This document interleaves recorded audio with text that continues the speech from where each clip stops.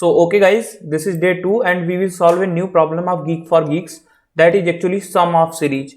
So what is the problem statement? Let's first understand it. So given statement is actually write a program to find the sum of given series 1 plus 2 plus 3 up to so on n terms.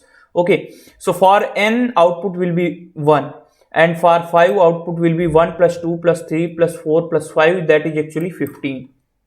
So the basic formula we will know about sum of n terms, that is actually n into n plus 1 by 2. Okay, so we will use this formula and try to solve that problem. Let's solve this.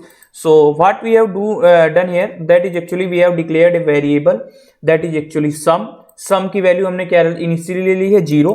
After that we have applied that formula n into n plus 1 by 2 and we have just simply return that. अब इसको अगर अपन run करते हैं तो देखो issue क्या आएगा. अब सबसे पहले इसको रन करते हैं.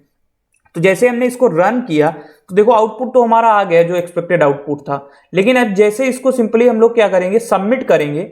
अब देखो इश्यू कहां पे आता है. अब ये हमारा सबमिट होएगा, तो सबमिट होने के बाद देखो ये इसने टोटल टेस्ट केस जो है पास कर दिया 46440.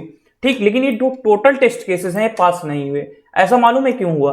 क्योंकि देखो यहाँ पे क्या दिया है, लॉन्ग. तो जब इनपुट की जो क्वांटिटी बहुत ज्यादा हो जाएगी तो आपका ये कोड एक्चुअल में वर्क करना बंद कर देगा. तो उसके लिए क्या करना पड़ेगा, जो n की वैल्यू है उसको भी हम लोगों को क्या बनाना पड़ेगा, लॉन्ग टाइप का बनाना पड़ेगा. तो यहाँ पे देखो सिंपली इसको क्या कर देंगे हम लोग, इसकी वैल्यू को लॉन्ग m पे साइन कर देंगे वैल्यू, और उसके बाद सिंपली यहाँ पे इसको हम चेंज कर देंगे m into m plus 1 by 2.